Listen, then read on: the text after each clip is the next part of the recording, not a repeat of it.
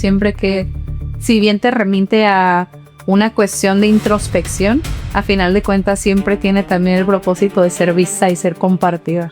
Es una manera muy bella de querer expresar tu arte porque estás preocupándote por cómo lo transmites a los demás, el efecto que quieres lograr en alguien más, ¿no? Entonces, pienso que esa es la parte importante y lo más trascendental dentro del arte. El arte a lo largo de la historia también es un mecanismo confrontativo con la realidad que vive cada uno de los sectores poblacionales. No crean que porque también tienen una capacidad extra, o sea que ya tienen una forma de crear arte o crear algún tipo de labor de una manera más sencilla que los demás, no requiere ese tipo de trabajo continuo, ¿no? Esta vida, para donde te quieras hacer, todo es trabajo continuo. En medio del ruido del mundo, elegimos escuchar el silencio. Bienvenidos a El Silencio Activo. Hola, ¿qué tal? Bienvenido a tu espacio de introspección favorito. Yo soy Sofía Patrón. Y yo soy Rebeca Carey. Nos da mucho gusto tenerte en un episodio más de esta tercera temporada del Silencio Activo Podcast. El día de hoy con nuestro episodio número 2. Sí, el día de hoy vamos a tocar un tema distinto a los que hemos tocado en temporadas anteriores, ¿no? El día de hoy hablaremos del arte. Arte en general es un tema muy vasto, ¿no? Pero de alguna forma podemos retratar que es una manera de combatir muchas situaciones y de canalizar también el desarrollo personal, individual, ¿no? Y colectivo. Como parte importante podemos ver que el arte ha montado conforme ha ido pasando el tiempo, ¿no? Y de alguna manera, dependiendo del siglo en el cual te encuentres en revisión, verás también cómo también era el comportamiento de la sociedad en ese momento, ¿no? Entonces, es una parte muy interesante de la humanidad el tema del arte y la concepción de qué es artístico y qué no es artístico, ¿no? Claro, ese es un debate muy interesante y bueno, ahí yo creo que los expertos en el área tendrán parámetros, ¿no? Para poder determinar si algo es considerado artístico o no, o bien la percepción del público, diferentes cuestiones. Yo creo que lo relevante para mí de resaltar en la cuestión del arte, sobre todo en el espacio que es el silencio activo, me lleva a reflexionar que el arte requiere un proceso de silencio, ¿no? Que requiere para el artista un proceso como de introspección y de desconexión también. Yo creo que el arte no es la ausencia del ruido, sino como la presencia de la atención a algo en particular. Es como darle un punto focal a algo que para ti es relevante. Entonces por eso el arte me resulta tan impresionante y yo creo que siempre nos cuenta alguna historia, ¿no? Los artistas no siempre lo plasman de manera explícita. A veces hay artistas que tienen como más esta perspectiva de que tú interactúes con la obra y yo creo que ahí es donde se vuelve lo interesante, ¿no? En la parte de la interacción humana.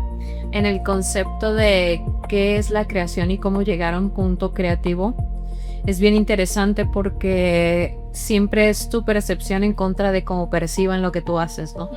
Y muchas veces cuando, no sé, un pintor o cantautor, una persona que se dedica a temas de arte, tiene una idea específica de cómo quiere que sea percibida su obra, pero muchas veces no es de esa manera, ¿no? Entonces aquí es bien interesante porque una sola pieza de arte, en cualquier arte del cual se esté hablando, puede ser interpretada de diferentes maneras y dependiendo del ojo que la vea y cómo haya sido la vida de esa persona, ¿no? Entonces el arte se moldea a través de tu percepción de vida, ¿no? Claro, y yo creo que aquí es lo relevante, ¿no? De la cuestión artística es que no termina su construcción hasta que llega la persona que lo observa o lo escucha. O sea, tú como artista puedes generar una obra, no sé, poética o cualquier situación, pero termina su cometido, su purpose, hasta que alguien ajeno a su creación interactúe con la obra y es ahí donde se vuelve interesante, ¿no? Que podemos hablar de muchas corrientes artísticas y de enfoques, ¿no? También de muchas áreas del arte, la música, la cuestión de las artes plásticas, el arte moderno, que a mí en lo particular me fascina, se me hace una locura. Y entiendo que hay muchas personas como que dicen, esta basura es arte, pero pues finalmente retratamos lo mismo, ¿no? Que es dependiendo de la persona que está interactuando con determinada obra. Yo recuerdo cuando estaba en la secundaria, preparatoria, analizábamos mucho las obras de Jackson Pollock y tú las ves y dices, esa obra la hizo un niño de preescolar, ¿no? Porque es el tipo de técnicas las que le imprimían como la particularidad a Pollock, ¿no? Y esta corriente como impresionista de su enfoque se me hace muy curioso porque al final de cuentas se está retratando algo, ¿no? Otro arte que a mí me llama mucho la atención, no lo practico pero me gusta observarlo, es la fotografía. Y también cómo retrata los movimientos sociales a través de la fotografía. Y en algún momento que estábamos haciendo análisis de Segunda Guerra Mundial, de Guerra Fría, en la formación profesional, las caricaturas también han jugado una parte interesante y relevante, ¿no? A modo de sátira, pero también retratan de manera cómica las realidades que vivimos. Es bien curioso, ¿no? Porque conforme vamos mutando, en sociedad también mutan todas estas diferentes obras maneras de expresarnos, ¿no? Y, por ejemplo, justo en el episodio anterior, por si lo quieren ir a ver, estábamos hablando del entretenimiento, ¿no? Y obviamente el arte forma parte del entretenimiento. Claro. Entonces, lo personal, a mí me encanta el arte barroco y el arte gótico en infraestructura, pero el arte barroco para mí es mi top. O sea, yo en su momento, me acuerdo cuando yo estaba niña, me tocó ver la pintura de la creación. Y desde entonces para mí fue como que wow. Y desde entonces esa imagen ha sido como que algo muy... que ha resonado conmigo, pero era una niña, ¿no? Y hasta que me convertí en adulto, pues tuve la oportunidad de ir a verla en la Capilla Sixtina. El arte por sí solo creo que es una parte esencial para poder expresarnos como seres humanos y para poder transmitir y emitir emoción. Entonces, una forma muy particular de poder sentir a través del ojo o la expresión ajena. Imagina que a todos nos ha pasado, ¿no? Que en algún momento escuchamos una canción y te evoca un sentimiento, ¿no? Y después también se nota más en niños, ¿no? Cuando los ves que realmente a veces no entienden ni el idioma y se ponen a llorar con la música, ¿no? Porque puedes transmitir a través de una pieza de arte la emoción del momento o algo que tienes que transmutar. Claro, yo creo que en la experiencia personal de toda persona que nos escucha, tú que estás prestando atención a este episodio que es tan vasto, pues también cómo tú percibes el arte, ¿no? O a qué manifestación del arte te es más relevante, ¿no? Porque evidentemente habrá personas que tienen una mayor cercanía con la cuestión de la música, habrá quienes manifiestan sus emociones a través del canto, a través de la poesía, a través de la escritura, a través de la danza, que también eso es un arte muy curioso, ¿no? E interesante. Yo, por ejemplo, hablando de mi experiencia personal, desde muy niña, a mi hermana y a mí, mis papás nos metieron a clases de lo que se te ocurra posible, ¿no? Con tal de a ver qué van a hacer, qué los vamos a entretener. Y la danza fue una de las cosas que en lo particular no se me da con gran habilidad, pero que me llama mucho la atención, ¿no? Y que me gusta mucho apreciar. Y yo creo que inconscientemente también tiene que ver con las prácticas de nuestros padres, ¿no? Mi mamá, por ejemplo, es una mujer muy bailadora, le encanta bailar, y una muy buena parte de su juventud y de su infancia ella participaba en muchos grupos folclóricos, ¿no? Y es algo como que ella siempre fue también un refugio para ella, la expresión a través de la danza. Y yo creo que así como hay muchas cuestiones para poder canalizar y cambiar tu entorno, el arte es una herramienta para sobrevivir y vivir plenamente, ¿no? Entonces yo pienso que promover más espacios artísticos en el hogar, en las escuelas, en la vida personal de nosotros como adultos es muy gratificante. Yo me acuerdo que las primeras citas que teníamos mi novio y yo, nos íbamos al museo a ver qué obras había en su momento, ¿no? Y cada quien estaba por su rollo. Yo viendo unas cosas, él viendo otras cosas, pero luego nos dábamos un tiempo como de platicar, como, ¿qué viste tú? ¿Qué te llamó la atención en ti?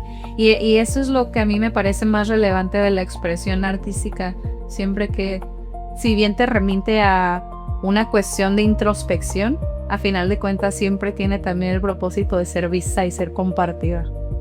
en cuestiones de arte es bien curioso, ¿no? Porque muchas veces el mejor arte o el arte más significativo viene a través de emociones muy nocivas, ¿no? Como el dolor, la tristeza, la desesperanza, ¿no? Y en su momento lo hemos visto en diferentes ocasiones a través de música muy intensa, ¿no? Como, bueno, yo he tenido una experiencia curiosa con el arte porque mi madre es una persona que ama cantar.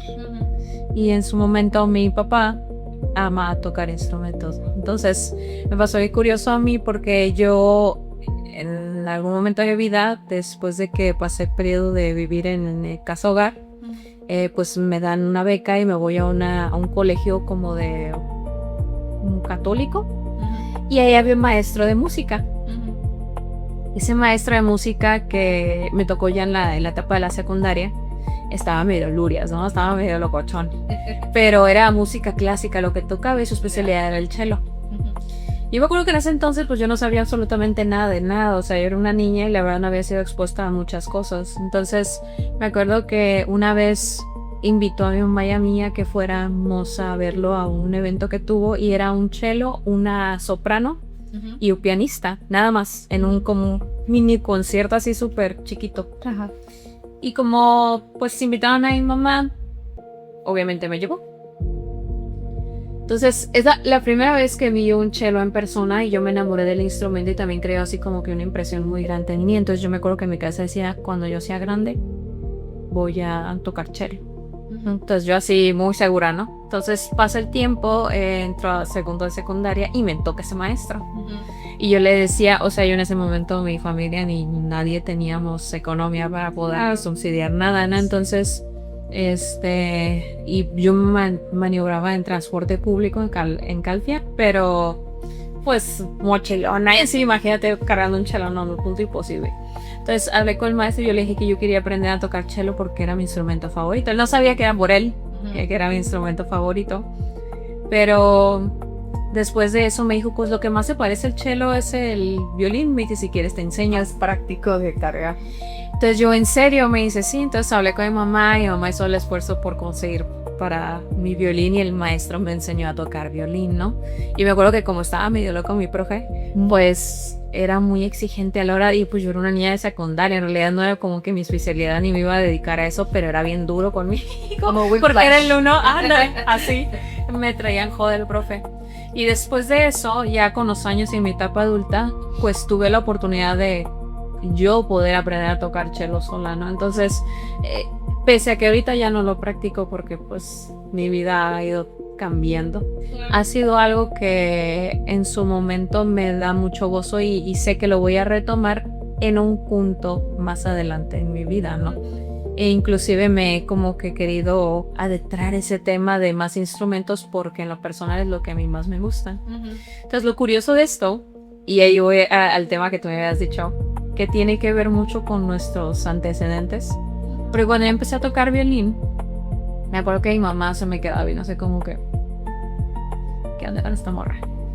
Y con los años, después de como 6 años de eso, cuando yo era un adulto, me decía, no te quería decir antes, dice, pero tu abuelo, el papá de tu papá, era violinista profesional. Y yo, o sea, nunca me lo hubiera imaginado, ¿no? O sea, que el señor, y nunca lo conocí en mi vida, pero como que por el lado de paterno todo el mundo tocaba cuerdas y fue el instrumento que me llamó la atención. Que conectaste en su momento, ¿no? Yo creo que eso es muy, muy común, ¿no? Cuando hay una predisposición de la práctica, porque digo, si pensamos en un punto de vista meramente genético, pues hay una carga genética que se transmite de generación en generación, pero si también hablamos de algo más como espiritual y la conexión emocional, pues también te evoca situaciones que llaman tu atención, ¿no?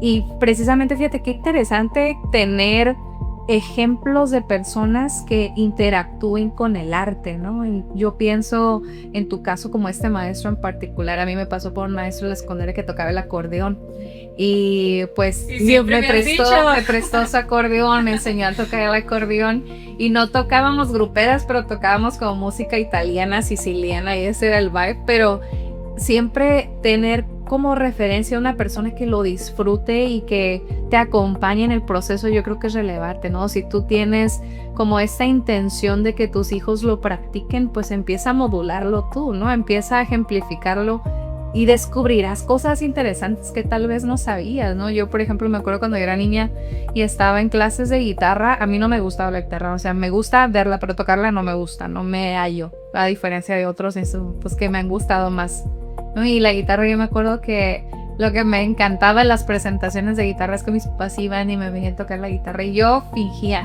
todo el tiempo, no tocaba ni una nota, pero es lo que platico, ¿no? De la conexión humana y siempre como tener una persona que te inspire también en la cuestión del arte e incluso encontrar sentido para uno mismo, ¿no? Porque es como te dices, yo vi el instrumento y me enamoré. O sea, dije, no sé dónde sale esta conexión tan grande que yo tengo, pero así vamos interactuando con diferentes situaciones y si no tenemos esa perspicacia activada y vivimos en el automático, va a ser muy complicado que descubramos esos talentos, ¿no? O que descubramos cosas nuevas de nuestra persona que no hemos explorado también. Entonces, estar atentos y receptivos.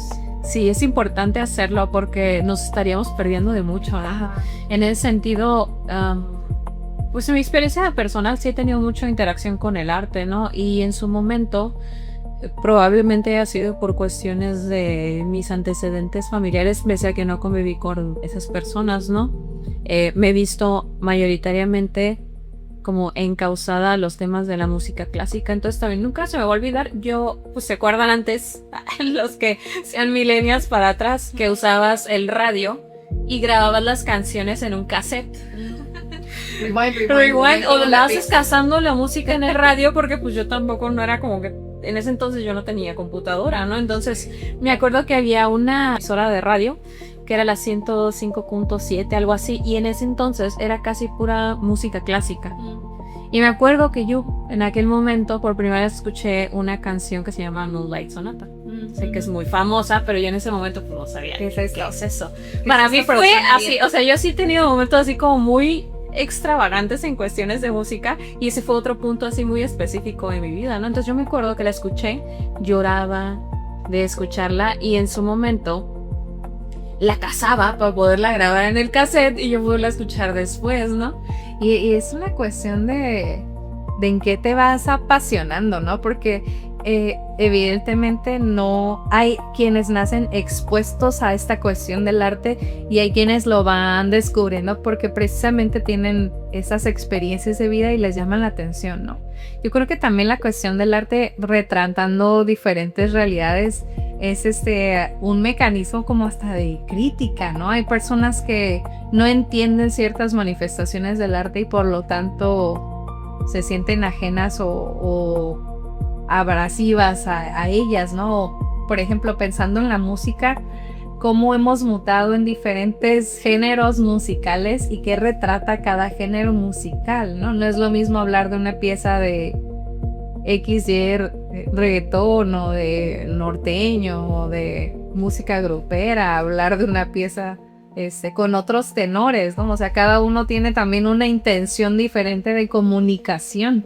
Y yo creo que aquí es relevante hacer ese cuestionamiento del tipo de arte al que estamos expuestos, ¿no? O, por ejemplo, a mí me fue muy choqueante.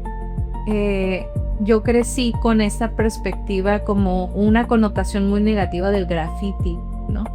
Porque mis papás, pues, dañó la propiedad ajena y ese fue como el concepto con el que yo crecí.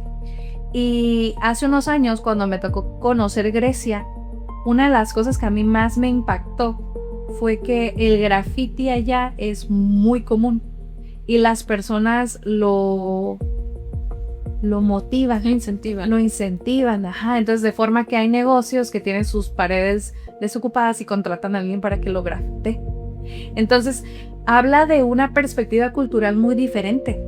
Entonces yo me acuerdo cuando yo estaba viendo las primeras imágenes de cómo era Atenas, por ejemplo, y veía el graffiti como buscando Airbnbs, hoteles, así, decía, oh, eso se ve como peligroso. Y después llegué y empecé a interactuar como obtener una pluralidad de locales y es muy diferente. Entonces yo creo que el arte también es una manera que te elimina ciertos prejuicios culturales o de crianza y te permite empatizar con otras formas de ver la vida, y eso es lo que me parece tan relevante de esas expresiones. Y la forma en la que expresan el arte de las personas, ¿no? Dependiendo de la zona. Por ejemplo, hay un artista que me encanta, que no es de acá de la zona, se llama Stromae, creo que se pronuncia así, pero nadie se pronuncia específicamente así. Ese hombre tiene una forma muy particular, o sea, no importa de qué país seas, tú lo escuchas a él y es extraño. Pero tiene una forma tan profunda, sus letras, la forma es entre electrónico y pop, así medio extraño el tema en el que él se maneja, pero es música como muy interesante en todos los sentidos, en la forma en la que sus videos, en la forma en la que genera la música, porque él crea toda la instrumentación a través de pues medios digitales, la forma en la que él canta la música y su forma práctica de saber si está bien hecha las canciones es que él va a países donde no lo conocen y empieza a cantar en público aleatoriamente en la calle, ¿no?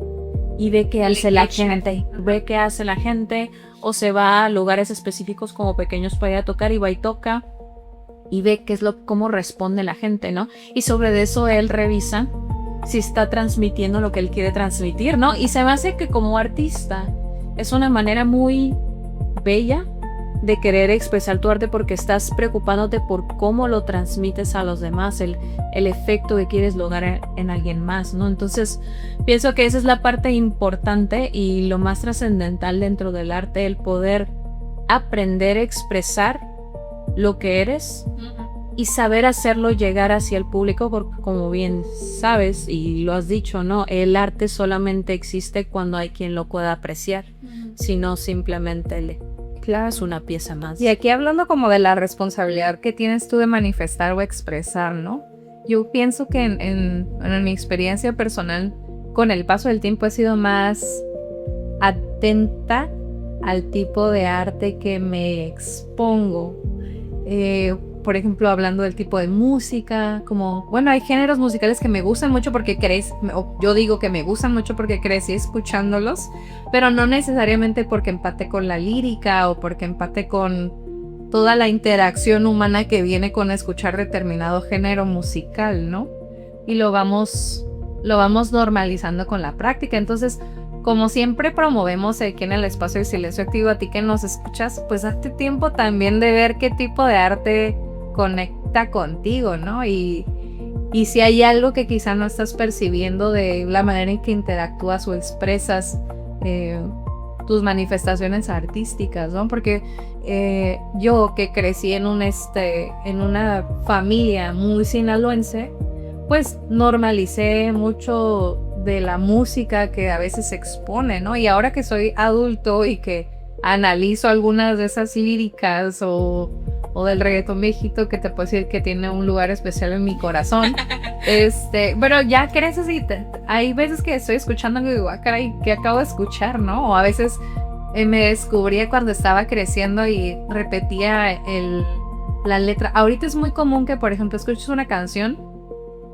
y ya puedes ver la letra, ¿no? Pero antes no, antes o escuchas música en inglés y hoy para encontrar la letra o descargar la música, transcribirla era todo proceso. Entonces ya a veces que escucho canciones así viejitas digo, acá eso andaba escuchando yo, ¿no? O cuando eres niño y los adultos ponen música que tienen como doble sentido y tú no lo carburas, o porque ya creces, caray, ¿qué andaba escuchando, no? Entonces es precisamente eso, ¿no? Como de que el arte es una representación de algo o de alguien desde su experiencia, pero también es relevante que nos cuestionemos a qué grado de exposición queremos llegar, ¿no? Recuerdo mucho una obra de una como performance de una chica que ponía como objetos, se ponía a sí misma en la calle y ponía como objetos y las personas interactuaban con ella, ¿no? Con velas o con pintura. Entonces, al final de cuentas, los que participaban en la obra podían como o cuidarla o destruirla, ¿no? Y yo creo que eso es algo también relevante de cuestionarnos en función del arte, que no porque algo sea llamado arte significa que vamos a validarlo, ¿no? O vamos a incentivarlo, o vamos a promoverlo. Pienso, por ejemplo, en campañas de marketing marcas de ropa que a veces publican cosas medio turbias y dices, ese es arte, pero pues está raro cuando hablamos de como cosas oscuras de infancias, ¿no? O cosas así, ajá. Entonces, no porque algo sea una expresión artística quiere decir que tenemos que entenderlo. Claro, es el tema ahí donde ya debería de haber cierto grado de lógica por parte de nosotros, ¿no? Si el arte es una expresión de algo, pues qué es lo que están expresando y qué tan reprobable es, ¿no? Porque también eso se tiene que revisar, que hay cosas que son aceptables de sociedad y cosas que no. Entonces, por ejemplo, habrá personas que puedan creer que el utilizar niños para cosas poco funcionales socialmente sea una manera de expresar su arte, ¿no? Porque ahorita, como está mutando la sociedad en donde todo lo quieren justificar como que, es que yo sí me expreso, es que yo sí soy, respétenme, también se pueden tomar de eso para hacer mal uso de los canales de expresión que existen, ¿no? Entonces, también parte de eso y que de nosotros poner ojo en donde se debe poner y reprobar o limitar lo que no está ayudando a que nosotros vivamos mejor en sociedad. Pero pues nosotros lo escuchamos, ¿no? Y si lo escuchamos quiere decir que lo aprobamos, y si lo aprobamos pues hacemos que esa cultura cada vez sea mayor. Y ahí es donde viene lo importante del arte, porque es una parte muy importante dentro del poder social, que si nosotros ponemos el ojo ahí movemos masas. Y lo hemos visto vayan a un concierto y dependiendo de la persona y van a ver cómo mueven a la masa, o sea, manipulan a la masa en cuestión de segundos. Y hasta temas de cultísimo ahí. Muchísimo, sí. Entonces empezamos a ver cómo puedes manipular a las personas a través del arte, de tu expresión del arte y el entretenimiento, que lo mandas todo como que a una parte de tu conveniencia. Entonces es importante también nosotros que revisemos que la persona, y eso es algo que yo me puse como regla, ¿no? Si la persona a la que estoy viendo no me gusta lo que es como ser humano, no le voy a dar más auge en mi vida. No le voy a tirar hate porque yo no soy así, pero no tengo por qué darle más cabida en mi vida si a mí no me gusta a lo mejor que golpeó a alguien, que transeó a otra persona, y que hizo ciertas cosas que para mí pues no son sociales. Alguna vez tenía esa charla precisamente con una persona cercana y estábamos como discutiendo, no acaloradamente, pero como discutiendo, compartiendo esa perspectiva de separar al autor de la obra, ¿no? Y habrá quienes digan, no, bueno, es que una cosa es lo que genera, que es fantástico y es maravilloso y es impresionante. Para mí no hay manera de separar que una persona esté haciendo situaciones reprobables aunque esté creando cosas maravillosas, ¿no? Yo creo que van de la mano porque a final de cuentas es un retrato de quien la persona es. Tal vez puede sesgarlo en solo proyectar una parte de su persona, pero a final de cuentas es seguir empoderando a quien está creando, ¿no? Entonces es una manera curiosa de ver como cuando quieres separar al artista de su obra, porque de alguna manera esa obra es a costa de lo que él es como persona, y eso tiene que ver con lo que él hace en su vida o ella haga en su vida. Entonces, por ejemplo, yo para mí el escribir lo que sea, si sean temas metodológicos o técnicos, para mí es una forma de expresar tu arte, ¿no? Tu conocimiento lo expresas de manera literaria. Entonces Sigmund Freud, ¿no? Que es una persona que se conoce a nivel mundial y sentó las bases para la psicología, tiene muchas cosas turbias en su historia, ¿no? Es un personaje que desgraciadamente pues hacía cosas ilegales con infancias y promovía esos espacios y generó toda su estructura teórica en función a eso.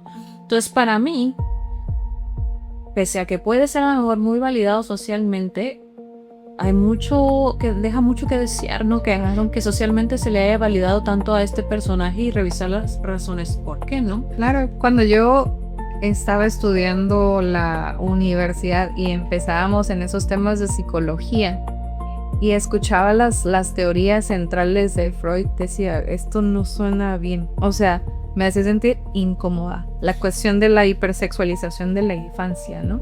Y es muy normal, ¿eh? O sea, eso le pasa a mucha gente justo cuando está en la carrera o cuando va conociendo estos temas, como que algo no les cuadra. O sea, por algo él también generó su teoría así. No puedes separar la obra del artista, porque al final de cuentas es una expresión de él, de lo que él hacía, de su identidad, Y precisamente no he leído esta obra de la que les voy a platicar, pero sí me llamó mucho la atención. Después que la aborda él se las comparto y que nos dé su perspectiva, ¿no? Pero precisamente uno de los asistentes de Freud empieza a documentarse porque no tenían el mismo lenguaje, no hablaban el mismo idioma. Entonces este personaje comienza a aprender el idioma para empezar a leer las notas de Freud.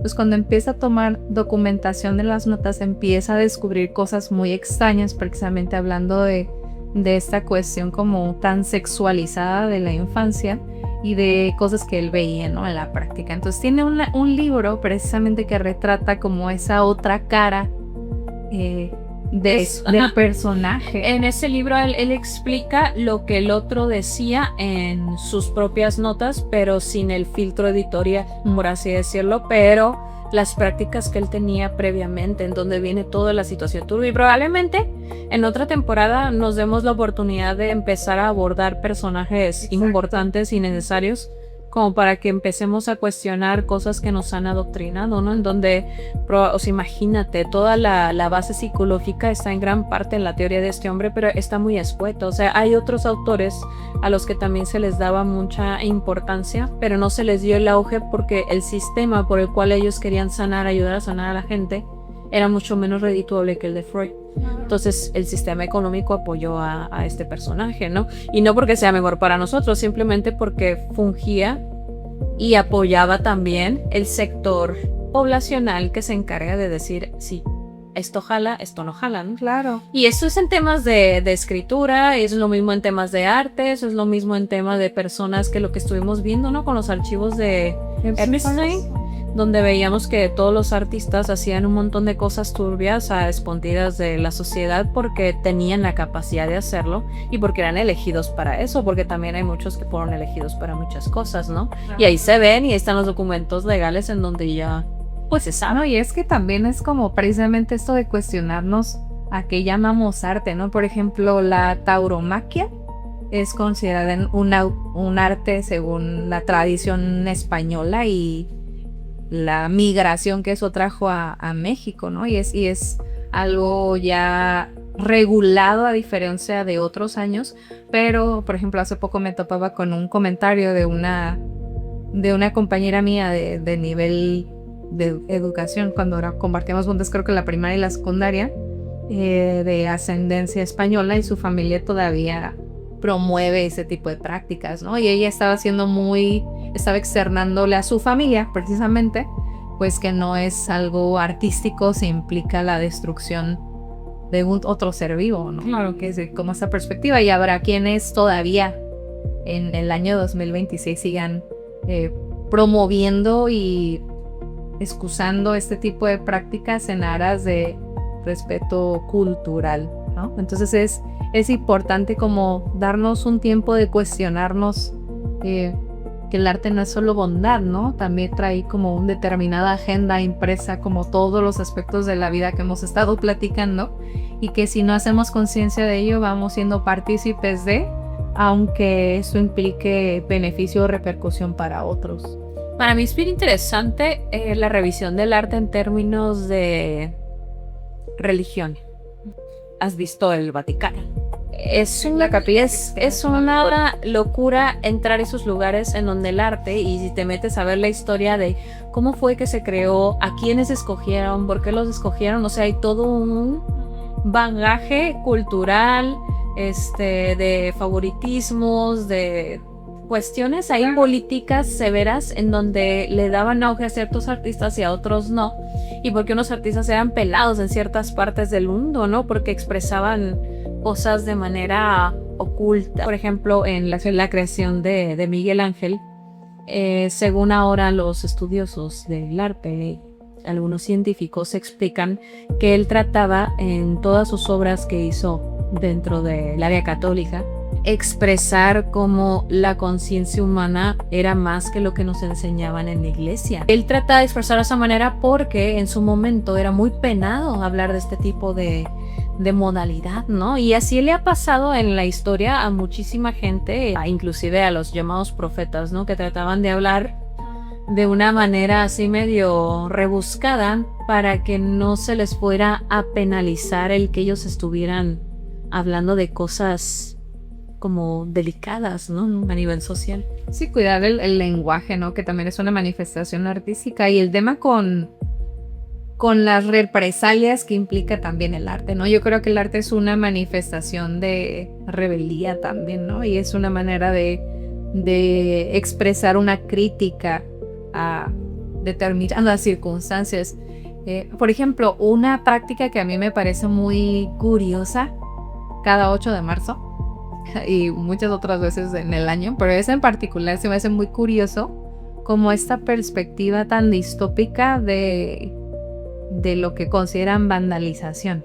Como hay quienes defienden esta práctica porque tienen la perspectiva de que esa es una manera de, pues, emitir tu crítica a una estructura, y hay quienes defienden la postura opuesta de que debemos de cuidar los espacios tal cual existen, ¿no? Entonces aquí es donde yo me confronto con dos realidades tan diferentes, porque a final de cuentas cada quien está visualizándolo desde sus zapatos, ¿no? Y es muy difícil empatizar y ponerte en el lugar de la otra persona porque no has vivido lo que las otras personas, claro, viven, ¿no? Sus perspectivas son tan distintas. Entonces es muy difícil encontrar un punto de concordancia cuando nuestro punto de partida es tan diferente. Y es que, por ejemplo, aquí es curioso, porque en esta situación específica que platicas de lo que pasa aquí en México el 8 de marzo, pues se cataloga muchas veces como vandalismo, pero ahora lo que vimos con el Mundial, estaban haciendo situaciones iguales o peores de destrucción de propiedad. No, ahorita la propaganda al respecto no es de vandalismo. Y yo en lo personal, ninguna de las dos formas o sea, yo no estoy ni a favor del 8 de marzo ni los festejos mundialistas. Si bien esto no es arte como tal, de lo que estamos hablando, es una forma de expresión, ¿no? Expresión de delincuencia y temas socialmente reprobables, y expresión de me lo estoy pasando bien curada porque ganó mi equipo de fútbol, ¿no? Entonces ahí es donde dices, caray, la expresión es igual con diferente tensión. Tema. Yo pienso en Versalles y cuando se desata la Revolución Francesa, y Versalles terminó destruido, y Versalles era la epítome del arte de Francia en ese momento, ¿no? A través de María Antonieta y los campos, o sea, había una expresión artística de cómo cortabas los arbustos, las obras de arte, las telas, y esta opulencia se vio confrontada cuando se desata la hambruna, la peste y la inconformidad de la sociedad francesa. Y en ese momento de la historia hay quienes dijeron, vamos a resguardar las obras de arte, y habrá revolucionarios en su momento que dijeron, vamos a destruir todo y expresarlo así, ¿no? Entonces el arte a lo largo de la historia también es un mecanismo confrontativo con la realidad que vive cada uno de los sectores poblacionales, y eso es lo interesante. A mí me encanta la escultura, por ejemplo, es algo que me apasiona muchísimo, me llama mucho la atención cómo alguien puede ser tan detallado y tan minucioso, y también es eso, ¿no? Es como perverte en tratar de ubicarte qué estaba viviendo la persona que creó esa obra, ¿no? Y es algo muy, muy interesante que te permite como posicionarte en diferentes momentos de la historia, y eso es algo que a mí me llama mucho la atención.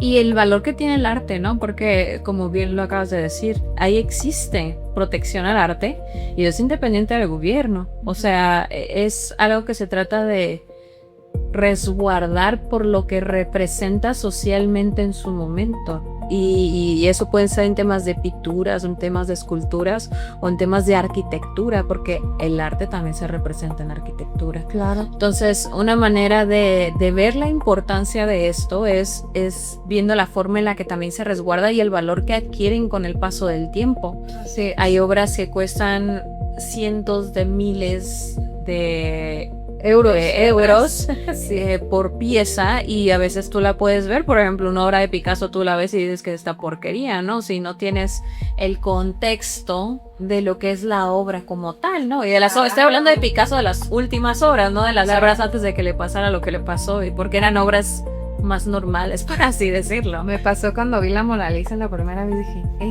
esta porquería chiquita, sí. Esta cosa diminuta. Pero finalmente es eso, ¿no? Que va más allá del objeto. Yo creo que ahí es donde se le imprime el valor al arte y el costo también, porque, bueno, nosotros crecemos en una sociedad que no tiene tanto aprecio por el arte, tanto socialmente hablando como monetariamente hablando, ¿no? Existe todavía ese prejuicio de que la persona que se dedica al arte se va a morir de hambre, ¿no? Incluso me he topado con estudiantes que son sumamente habilidosos en determinada manifestación artística, y porque ya traen esa predisposición, porque tal vez los padres todavía no los han metido a clases o han canalizado por el instrumento o algo así, pero ya traen ese enfoque los niños, ¿no?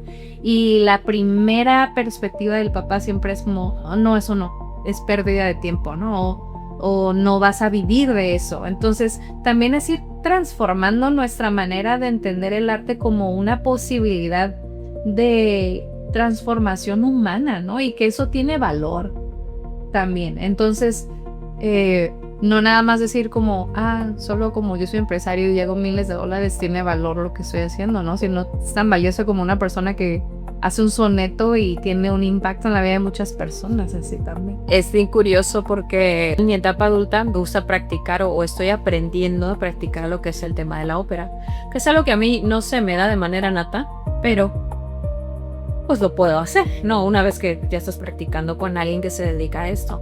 Digamos que hay conocimiento en arte que es adquirido por herencia, o sea que ya lo traes en la sangre, y hay otro que es adquirido por práctica. Yo pienso que todos tenemos la capacidad de crear arte de alguna manera, siempre y cuando tengas alguna de estas dos variables, o sea que quieras practicarlo lo suficiente para que seas bueno en eso, o que de alguna manera ya traigas esa facilidad, ¿no? Entonces, por ejemplo, a mí me llama mucho la atención el tema de la ópera por encima de otro tipo de cantos, pero no es el canto con el que yo me crié, ¿no? O sea, mi mamá cantaba otro tipo de música, ¿no? O boleros, y mi papá en su momento también.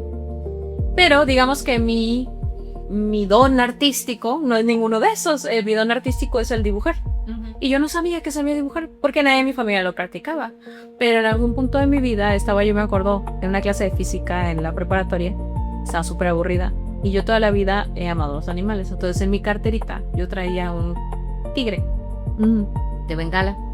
Estaba tan aburrida en la clase que agarré una hoja y pues dije, ay, voy a ver si lo puedo copiar. Y era un tigrecito así, pues la hoja grande, ¿no? Entonces estaba así como que dibujando. Me engrané, se me fueron las horas, se fue la profe y yo seguí engranada con el tigrecito, y después de como 2 horas vi que, ay cabrón, me salió. Se parece. Dije, no puede ser, o sea, ¿cómo es posible? Entonces después de eso empecé a practicar, pero de gusto con otro tipo de animal. Ay, ahora voy a dibujar un lobo, ahora voy a... porque me gustaba dibujar eso. Entonces, si yo nunca hubiera dado ese tiempo de aburrimiento, pese a que estaba en un lugar, si yo nunca hubiera tenido ese espacio de desconexión y hubiera intentado hacer algo, en realidad jamás hubiera descubierto que yo podía dibujar. Porque nadie me lo enseñó, o sea, era algo que yo ya sabía hacer y no sabía que sabía hacerlo. Claro. Y en algún momento de mi vida le saqué provecho a eso porque me dediqué a tapar unos años, ¿no? Entonces, no porque nunca hayas tocado un piano quiere decir que no se te va a dar fácil, ni no porque no se te dé ningún instrumento quiere decir que si con la práctica lo sigues intentando no se te vaya a dar. Entonces, pienso que para poder mantenernos como seres enteros, seres completos, debemos de tener alguna manera de expresión. Y si en algún momento fue una, también puedes mutar a otra. O sea, yo pasé del dibujo al tatuaje, al canto, y ahorita pues escribo, ¿no? Porque en su momento fue lo que yo quería hacer cuando yo fuera más grande. Sí. Entonces, si yo ahorita me dedico a escribir es porque me dediqué a aprender a escribir, me dediqué a leer, me dediqué a hacer muchas cosas para yo poder seguir aprendiendo en el proceso. Pero tampoco esperemos que ya nomás los que nacen con el don les va a salir, o sea, tendrás a lo mejor un don y tal vez no, pero tú puedes generar con la práctica cualquier cosa que tú quieras. Claro, de lo que compartes rescato 2 aspectos. Uno, la cuestión de la importancia de dedicarle tiempo a aquello que nos apasiona, ¿no? Me ha tocado ver bastante la experiencia a lo largo de los años de personas que se han dedicado al dibujo, por ejemplo, y comparten sus dibujos de cuando tenían 3 años, 5 años, 7 años, 8 años, hasta convertirse incluso en artistas hiperrealistas, ¿no? De que ves su obra y parece una fotografía, pero es una pintura cincelada y es sumamente detallada, ¿no? Entonces eso me habla de la relevancia en el arte de la persistencia. Y en segunda instancia, que si eso es un aspecto de tu vida que te interesa preservar, o sea, ya sea para que vivas de ello o para compartirlo con la humanidad, que va a implicar ese sacrificio del tiempo, ¿no? O sea, que va a implicar dedicarle tu tiempo, dedicarle tu energía, dedicarle tus recursos, pero si lo haces con gozo y gusto, pues lo vas a disfrutar en el proceso, ¿no? Aunque tenga sus altas y bajas. Eso lo podemos ver también con muchos artistas cantantes que tienen una voz prodigiosa, pero si ustedes van y ven a Celine Dion, ¿no? Por ejemplo, que es un epítome de voz, esa mujer desde que la agarraron en sus inicios, tienen una entrega y una disciplina con su instrumento, que es su voz, que es envidiable. O sea, no crean que porque también tienen una capacidad extra, o sea, que ya tienen una forma de crear arte o crear algún tipo de labor de una manera más sencilla que los demás, no requiere ese tipo de trabajo continuo, ¿no? Esta vida, para donde te quieras hacer, todo es trabajo continuo, todo es mantener un cierto grado de exigencia a uno mismo y tener disciplina en lo que a ti te apasiona. Y en temas de arte, aunque sea arte, esa no es la diferencia. Si tú te dedicas a cantar, tienes que cuidar tu voz, tienes que aprender a cantar mejor. ¿Para qué? Para cuidar tu instrumento. Si tú quieres aprender a tocar, tienes que aprender a tocar los acordes y estar practicando una y otra vez, aunque ya sepas lo básico, ¿no? Porque le vas dando ciertos tintes al pulso, a la forma en la que tocas las cuerdas o las teclas, o sea, tú le vas dando ese impulso conforme vas mejorando dentro del arte.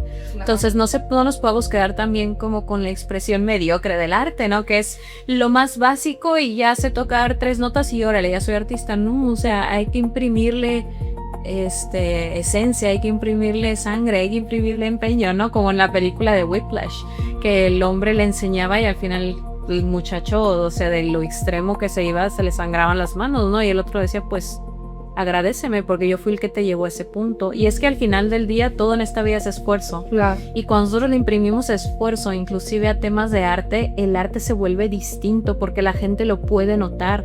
Ellos pueden sentir la forma en la que evocas una canción, en la que plasmas una imagen, en la que plasmas una escultura. Claro, y ese es el segundo punto al que llegaba, ¿no? Una parte tiene que ver con la constancia y la persistencia de tu manifestación y en segunda instancia es el valor que tú mismo le imprimes a lo que haces, ¿no? Y ahí es donde se distingue el arte que perdura del arte que se desecha, ¿no? De cuando tiene un trasfondo identitario de la persona e imprime una situación que permite a otros conectar con el concepto, con lo visual o con la lírica de lo que aquello implica, ¿no? En lo personal, de todas las manifestaciones de arte que me ha tocado experimentar, habrá unas con las que no me relaciono tanto que otras. A mí la poesía me fascina y yo creo que ahí la escritura de poesía pues es algo que para mí es relevante, ¿no? Yo no he publicado nada al respecto, pero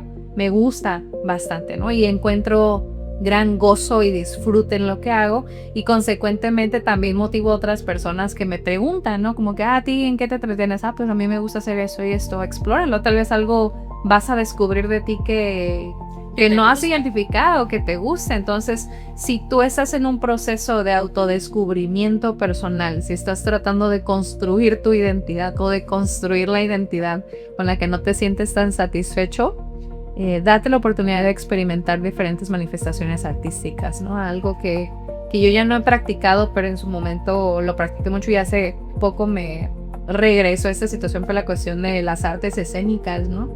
Y esa es otra manera que yo he visto en los estudiantes hasta un renacer de su personalidad y me llama mucho la atención.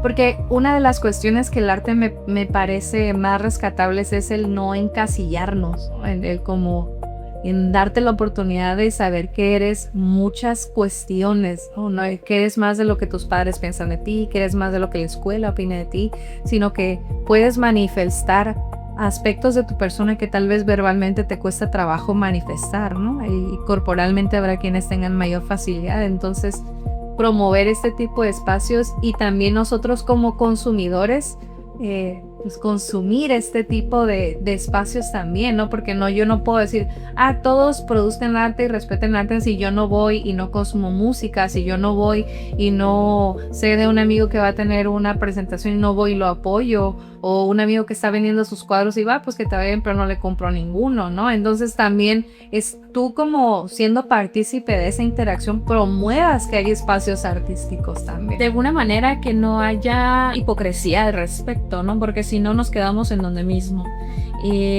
Cuestiones de divulgar emoción. Hay una canción muy específica y a los artistas que a ustedes les ha tocado ver que en momentos de penurias, cuando están a punto de morir, han creado obras, ¿no? Uno de estos fue Mozart en su momento con el Requiem en re menor, que se le llama la Lacrimosa. Esta obra él la crea en su lecho de muerte, muere antes de terminarla, pero su discípulo la termina, y es una canción que si tú la escuchas ahorita, terminando este episodio, ponla. Te vas a dar cuenta y vas a saber exactamente qué estaba sintiendo el hombre en su momento. Y tú sabes que es una canción de muerte. Entonces es donde ves lo poderoso de la emoción humana y lo poderoso, porque esa canción va a pasar por los siglos de los siglos, van a pasar todos los tipos de música habidos y por haber, por las generaciones, 10 generaciones después de ti. Y esa canción va a seguir siendo famosa de alguna manera. O va a seguir evocando emociones en las personas, a diferencia del otro tipo de arte, ¿no? El que es más pasajero. O pienso, por ejemplo, yo me acuerdo una vez un ejercicio que nos hizo un maestro en la secundaria cuando analizábamos las 4 estaciones. De Vivaldi. Nos ponía como el fragmento y tú evocabas a qué estación se refería, ¿no? Y esa interacción es lo que a mí me parece tan relevante del arte, ¿no? Es un tema muy vasto el que estamos platicando ahorita, pero yo creo que hemos tocado aspectos muy relevantes del concepto del arte y de cómo este interactúa con nosotros, ¿no? Y cómo nos permite expresar aspectos de nuestra identidad y aspectos de nuestra interacción social, ¿no? Y civil también. Es interesante en cuestión de arte cómo ustedes que están ahorita ya en sus 30s, en sus 40s, si revisan cómo era su ciudad antes, o cómo estaban los McDonald's de antes, o cómo estaban los lugares para ir a consumir antes, eran mucho más coloridos, tenían muñecos, tenían muchas más cosas que evocaban personalidad del espacio. Y si ahorita vamos a esos lugares de las mismas cadenas, de las mismas cosas, vamos a ver que todo está como más gris. Perdimos vida, ¿no? Y hay muchos espacios culturales que han morfado de tener mucha personalidad a tener nada de personalidad.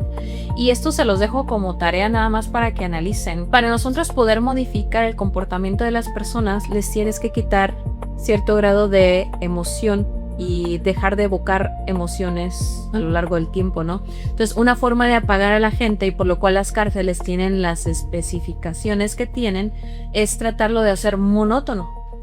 Y de repente vamos a ciudades y vemos que todos son edificios.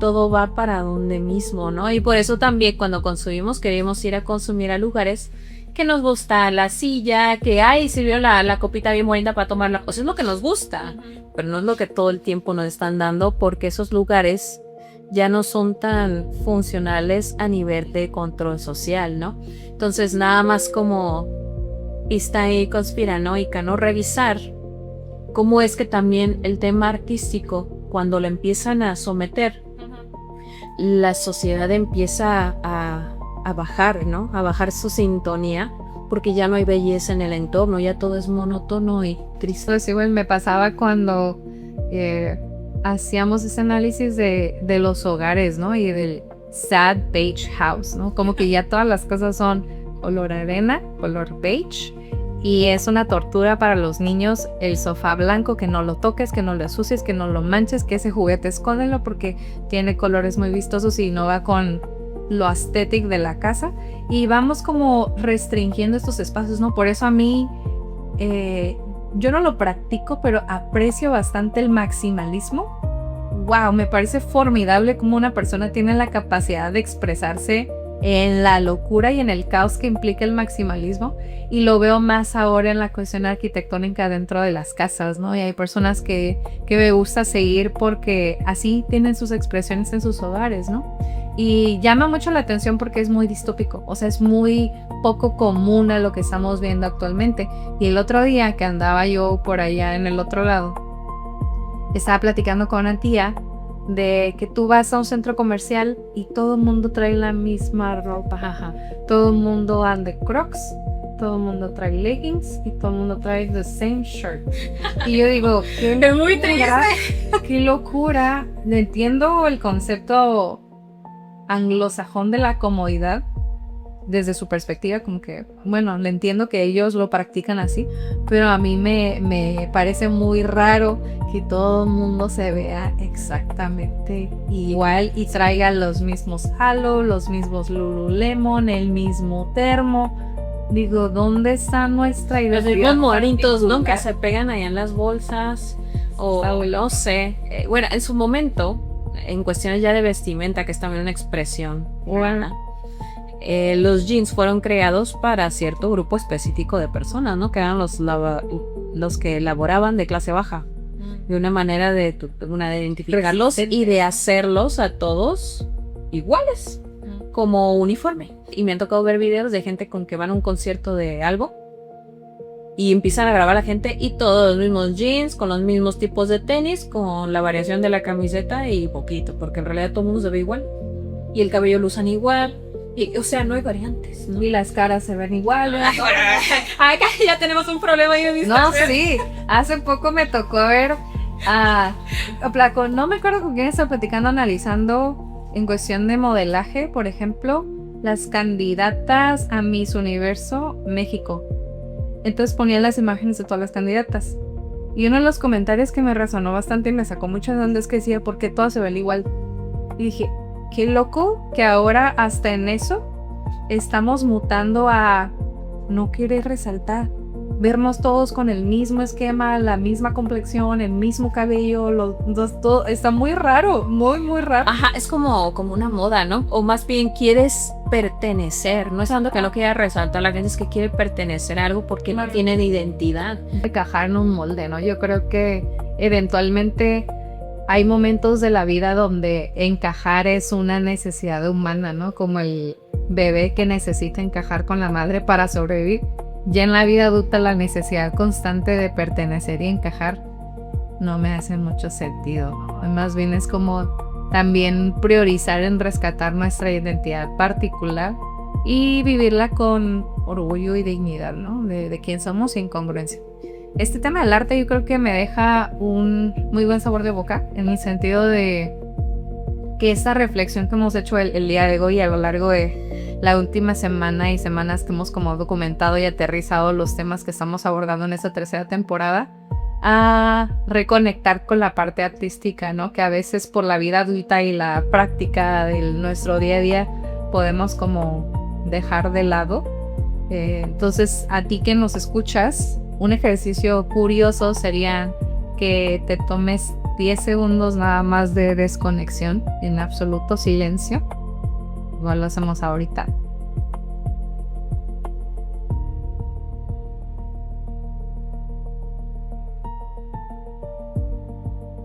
Tiempo.